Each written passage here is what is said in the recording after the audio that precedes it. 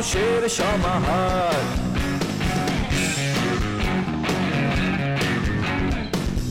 ভেতর আর বাহিরে চলছে উৎসব অপেক্ষার।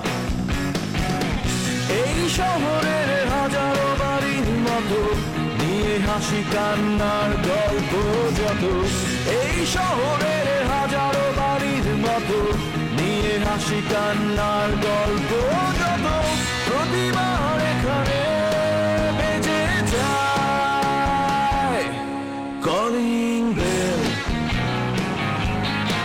Calling bell, calling bell, calling bell, calling bell.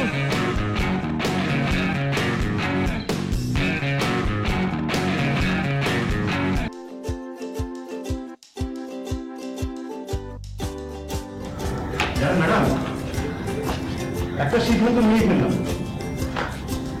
ভেবেছি এবার বিয়েটা সেরে করবো। আপনি যত তাড়াতাড়ি সম্ভব বিয়ে করবেন তত তো আমার মানে আমাদের সবার জন্য খুবই ভালো হবে। আমাদের জন্য ভালো ভালো। আপনি আমাদের কলিগ না, আপনি সুখে শান্তিতে থাকলে তো আমরাও সুখে শান্তিতে থাকবো। আপনি যত তাড়াতাড়ি বিয়ে করবেন আপনি হ্যাপি হবেন, তো আমরাও হ্যাপি হয়ে যাবো। আমি আমার বিয়ের ক্ষেত্রে না ওই আমার মায়ের পছন্দ মা যাকে পছন্দ করবে আমি তাকে দিয়েছি। আপনার মা তো খুবই সৌভাগ্য, এমন ভালো ছিল তো আপনার পাওয়াই যায় না।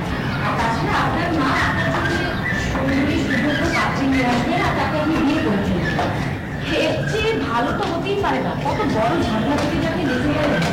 তারপরেও আমি আসলে ভেবেছিলাম যে আমার ভালো লাগা মন্দ লাগার একটা ব্যাপার, মানে আমার পছন্দ অপছন্দ একটা কেমিস্ট্রি কাজ করে না, মানে থাকে না একটা ব্যাপার। তা তো অবশ্যই, সেটা তো লাগেই। তবে আপনার ক্ষেত্রে সুবিধা হচ্ছে আপনার পছন্দ অপছন্দ তো খুব স্পেশাল কিছু না, সব ছেলে যেমন মেয়ে পছন্দ করে আপনি তেমনটাই করেন। না মানে আমি ভেবেছিলাম যে আমি যেহেতু শিক্ষক, মানে একটা স্কুলে পড়াচ্ছি, আমার মিসেস যদি শিক্ষিকা হতেন তাহলে মানে একটা কেমিস্ট্রি একটা অ্যাডজাস্টিং এর ব্যাপার। হ্যাঁ হ্যাঁ, তা তো ঠিকই বলেছেন, অ্যাডজাস্টমেন্টের তো একটা ব্যাপার থেকেই যায়। তবে সেক্ষেত্রে আমি মনে করি আপনি যেহেতু মাধ্যমিক পর্যায়ের শিক্ষক, আপনার সাথে সবচেয়ে ভালো অ্যাডজাস্টমেন্ট হবে কিন্ডার গার্ডেনের শিক্ষিকাদের। ব্যাপারটাকে এভাবে চিন্তা করে দেখুন, তারা যেহেতু সবসময় ছোট বাচ্চাদের সাথে ডিল করে, তো এরকম একজন মেয়েকে যদি আপনি বিয়ে করতে পারেন আপনি তো এক ধাপ এগিয়ে গেলেন। আপনাদের বাচ্চা কাচ্চা হলে তো প্রাইমারি লেভেলে যেসব পড়াতে হয় সেগুলো তো আপনার স্ত্রী শেখাতে পারবে, তাই না? খুবই সুবিধা হয় সেক্ষেত্রে। আর আরেকটা কাজ করতে পারেন, কিন্তু আজকাল এত রকমের ম্যারেজ মিডিয়া চলে এসেছে, সেখানে তো শিক্ষকদেরও অনেক ধরনের ক্যাটাগরি থাকে, মানে school, college, university, part time, গৃহশিক্ষিকা, অনেক ক্যাটাগরি আছে। কি বলছেন? তো সেখানে গেলে আপনার জন্য সুবিধা হয় না, শুধু শুধু কষ্ট করে এত খোঁজাখুঁজি করবেন। আরেকটা হতে পারে, নাচের শিক্ষিকা হলে পছন্দ করবেন? নাচে? হ্যাঁ, কারণ আপনি এভাবে চিন্তা করুন, আপনি তো অঙ্কের শিক্ষক, খুবই কাঠখোট্টা জীবন, তা আপনার স্ত্রী যদি একটু শিল্প মনা হয় বা শিল্পী হয়, আপনার বাচ্চারাও তো কি সুন্দর সংস্কৃতি মনা হয়ে বেড়ে উঠবে। আপনি এই বিষয়টা কিন্তু ভেবে দেখবেন, তাই না? জি। ক্লাস মনে ওপরে না আপনার?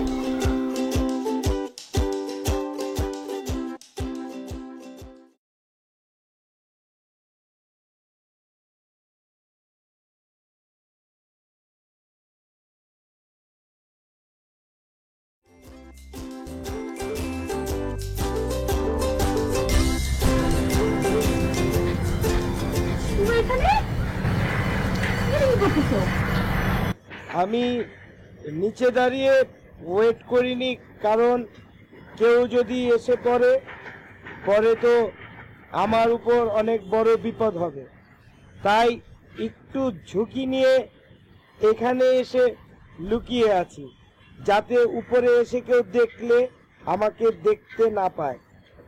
যদিও এটা আমার স্বভাবের সাথে যায় না, তারপরও তোমার সাথে দেখা করার জন্য ঝুঁকিটা নিয়েছি।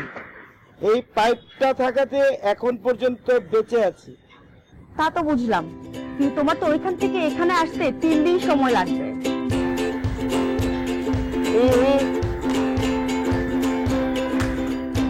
তুমি যদি হেল্প করো তাহলে একদিনে নামতে পারবো। কি করো না, আসো তো। কি করো না, করো, আসো, আসো। ভয় লাগছে, মনে হচ্ছে পড়ে যেতে পারি, কারণ ঝোঁকের মাথায় উঠে এসেছি, যে কোনো মুহূর্তে দুর্ঘটনা ঘটতে পারে। তুমি আসো, আসবা তুমি, আসো।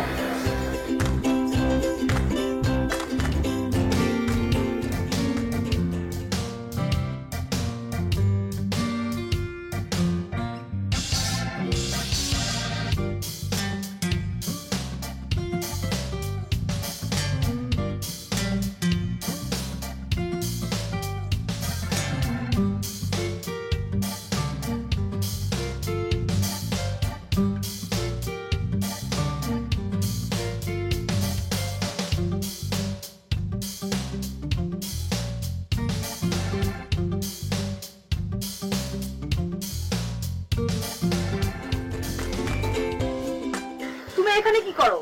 তোমাকে না বললাম বাসা আসতে? তোমার বাসায় তো যাওয়া যাবে না, ওখানে তোমার ভাই, বাবা, মা সবাই আছে, আমাকে দেখলে সহজভাবে নিবে না। বাসায় কেউ নাই, চলো বাসায় চলো। তোমার খালি বাসায় আমি গিয়ে কি করব? কি করবো মানে? তুমি জানো না কি করবা?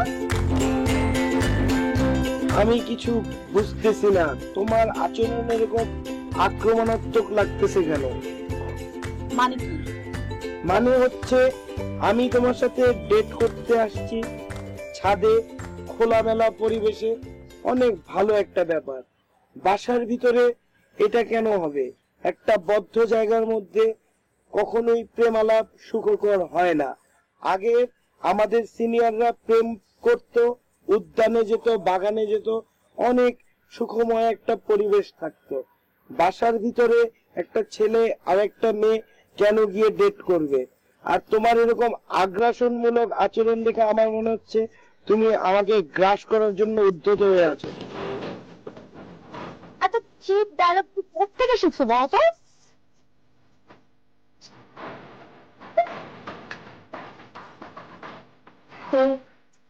খালি বাসায় আমাকে নিয়ে বন্দি করে মারধর করতে চায়, আবার বলে আমি চিপ।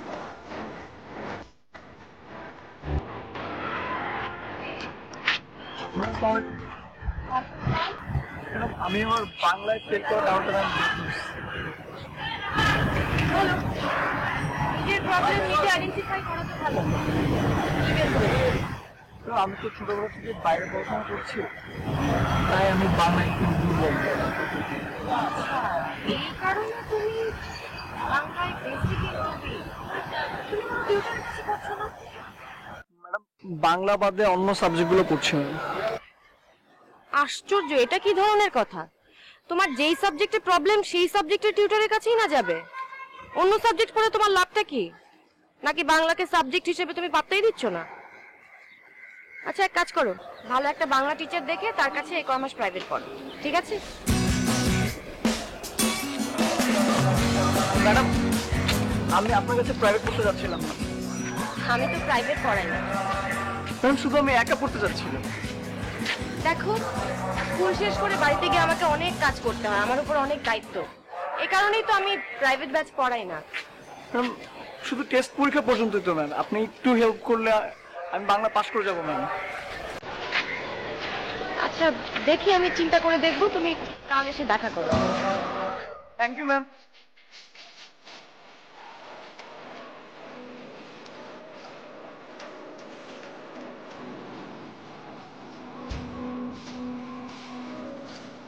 ভাই, মানে যদি ভাই আপনি একটু সাহস দেন, আমি একটা কথা আপনাদের বলতে চাই।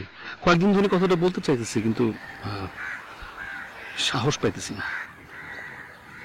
ভাই, আপনার চেহারা এত ইনোসেন্ট, এত সুন্দর, আপনি তো সহজ সরল মানুষ ভাই, কিন্তু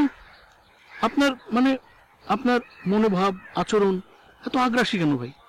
এত ইনোসেন্ট চেহারার সঙ্গে এরকম আগ্রাসী মনোভাব যায় না ভাই, যায় না। তাছাড়া ভাই, আপনাদের তো টাকা পয়সার কোনো অভাব নেই, অনেক ধরনের ব্যবসা বাণিজ্য আছে। তারপরও ভাই আপনি এরকম আক্রমণাত্মক অ্যাগ্রেসিভ ব্যবহার কেন করেন, এটা ভাই আমি বুঝতে পারি না। ভাই ভাই বেয়াদবি হলে মাফ করে দিন ভাই, মানে কথাটা আমি জিজ্ঞেস না করলে পারলাম না। সব তোর একটা কথা বলি, যখন ছোটবেলায় খেলতে যেতাম মানুষজন খেলাই লইতো না, দূরে দাঁড় করে রাখতো,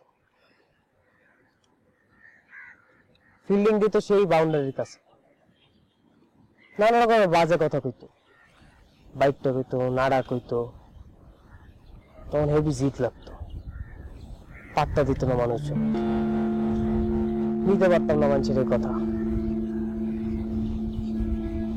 খেলা গুতা খাইতে খাইতে একটা জিনিস শিখছি, এই পৃথিবী হচ্ছে শক্তের ভক্ত নরমের জম,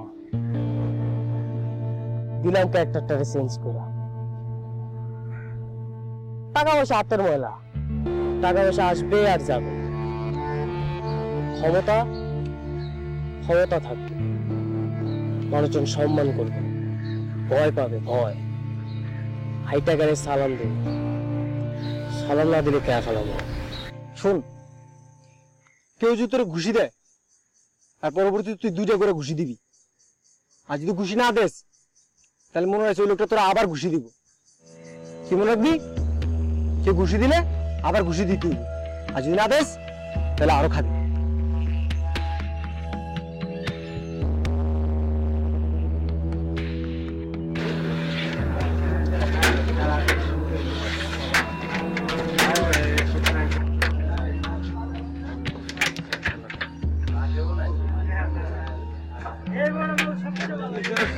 তুই আমাকে কোন জায়গায় নিয়ে আসছিস মামা?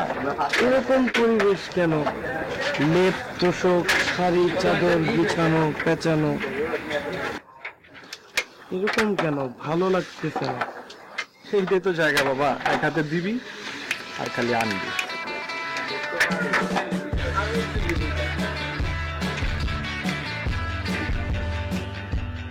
কি আনবো এভাবে?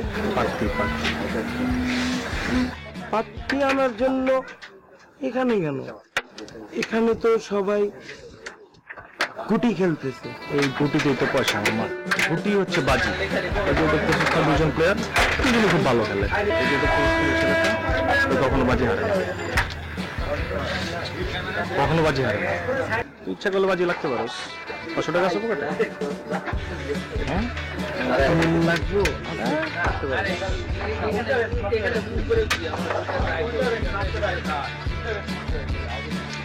দেখছো সেইবারে দাঁড়ান, ওনার উপরে 500। শাবাশ। আমার লাগান, ওনার উপর 1000 লাগান।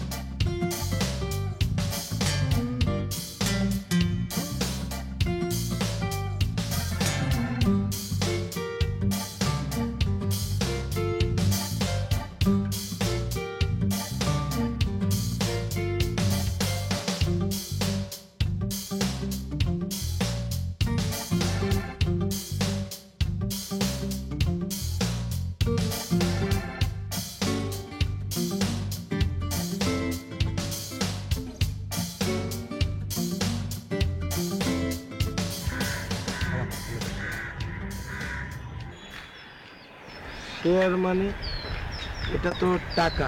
টাকাই, এটাই শেয়ার। বাজি ধরছিলি না, বাজিতে জিতছস, ওটা শেয়ার। আমি কই জিতলাম, আমি তো হারলাম। তুই যে বোর্ডে বাজি ধরছিস 500 টাকা, আমি তার অপোজিট বোর্ডে বাজি ধরছি 1000 টাকা। আমি তো জানি আমি জিতুম, যেটা বাজি ধরছি। তুই কিভাবে জানলি তুই জিতবি? তুই কোনোদিন জিতছস? আমি জানি তুই হারবি, এই জন্য তোর অপোজিট আমি 1000 টাকা বাজি ধরছি, আমি জিতছি, তোর কারণে জিততে হবে, এই জন্য তোরে শেয়ার করি। এখন থেকে রেগুলার বাজি ধরুন, বুঝছস? আজকে 1000 ধরছি, কালকে ধরুন 2000, পরে 5000, তারপর 10,000, লাগাই দিয়ে থাকো, বাজি চলতেই থাকবে। লাগাইতেই থাকবি? এই টাকা নিব না, এটা ঠিক না, এটা খারাপ, অন্যায়। এটা অন্যায় কি জন্য হবে? তো কোন দিক দিয়ে অন্যায়?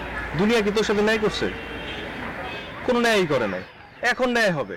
এখন তোর যে নেগেটিভিটি আছে এটাকে আমরা পজিটিভলি কাজে লাগাবো, বুঝছিস? তাই তোর অপোজিট পাশে বাজে লাগাবো, টাকা জিতা যাবে, চলতেই থাকবে। তুই শুনছস গুড লাক চ্যাম্প, তুই তো আমার ব্যাড লাক চ্যাম্প। কেমনে? তুই যে পাশে বাজি ধরবি আমি তার উল্টা পাশে বাজি ধরবি, জিতা যাবো, বুঝছিস? তাই তুই দুনিয়ার কাছে ব্যাড লাক হতে পারো, কিন্তু তুই আমারই ব্যাড লাক চ্যাম্প। পরে দিয়ে আমি কাজ করি, তুই খালি আমার সাথে থাক।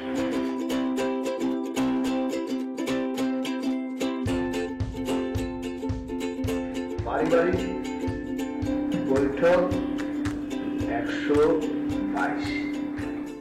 যদিও আজকের বৈঠকের বিষয়বস্তু অত্যন্ত ব্যক্তিগত, তারপর আমি একটা কথা বলতে চাই। যেহেতু পুরো ব্যাপারটি নিয়ে নানা রকমের কানা ঘোষা হচ্ছে, আমি চাই এই বিষয়টি অবসান ঘটাতে। প্লিজ, তুই আবার বলে বলিস না যে তুই চিরটা জীবন চিরকুমার হিসেবে কাটিয়ে দিতে চাইস। বস্তুপক্ষে তোর আর একটা নির্বন্ধকের মধ্যে আমি খুব একটা পার্থক্য দেখি না। আর ইদানিং তো শিউলির সাথে তাল মিলিয়ে তুই ওকে যেন অদ্ভুত আচরণ শুরু করেছিস। না না বাবা, এটা তুমি ঠিক বললে না। কাকুর কথা আর আমার কথায় কিঞ্চিত পার্থক্য রয়েছে। আমি বলেছি আমি বিয়ে করব, কিন্তু সময় মতো যখন আমি পারফেক্ট লাইফ পার্টনার খুঁজে পাবো। আর কাকুর কথা হচ্ছে সে কখনো বিয়ে করবে না। কি আশ্চর্য, দুটো বিয়ে করবে না, সবার সাথে আলাপ আলোচনা করে সর্বসম্মতি করে আমি সিদ্ধান্ত নিয়েছি আমি বিবাহ করতে প্রস্তুত। তার মানে এতদিন পরে আমাদের নিজেদের ফ্যামিলির কারো বিয়ে হবে। আর মানুষের বিয়েতে যেতে যেতে আমি বোর হয়ে গেছি, আর এখন মানুষের বিয়েতে গিয়ে আর লজ্জা পেতে হবে না। আর যেহেতু তুমি ডিসিশন নিয়েই ফেলছো, এখন আমার অনেক কাজ, আমার সবাইকে জানাতে হবে, ড্রেস বানাতে হবে, অনেক কাজ। আমি যাই, আমি অনেক বিজি এখন। তোমাদের সবাইকে আনন্দ দিতে পেরেছি বলে আমি অত্যন্ত আনন্দিত, কিন্তু আমার একটা শর্ত আছে বিবাহের ব্যাপারে। আবার কি সত্য? আমি যে মেয়েটিকে বিয়ে করতে চাই সেই মেয়েটিকে অবশ্যই আদর্শবান হতে হবে, নীতিবান হতে হবে, শিক্ষিত হতে হবে, মার্জিত হতে হবে, নিষ্ঠাবান হতে হবে, নিজের অধিকার সম্পর্কে সচেতন থাকতে হবে, আমার প্রতি কেয়ারিং থাকতে হবে। সর্বোপরি একজন আধুনিক মডার্ন নারীকে আমি বিবাহ করতে চাই। বাহ বাহ। কাকু, তুমি এক কাজ করো, টাইম মেশিনে করে 1940 সালে চলে যাও। সেখানে বেগম রোকেয়ার আদর্শে অনুসারী অনেক নারী আছে, তাদের কাউকে তুমি বিয়ে করে নাও। চাচা, তুমি কোনো প্রকারের চিন্তাই করো না। তুমি যে রকমের নারীকে বিয়ে করতে চাচ্ছ, এখনকার সময়ে তুমি সেরকম নারী পেয়ে যাবে। আমি তোমাকে সর্বোপরি সর্বোচ্চ সহযোগিতা করব। তোমার বিয়ে হয়ে যাবে।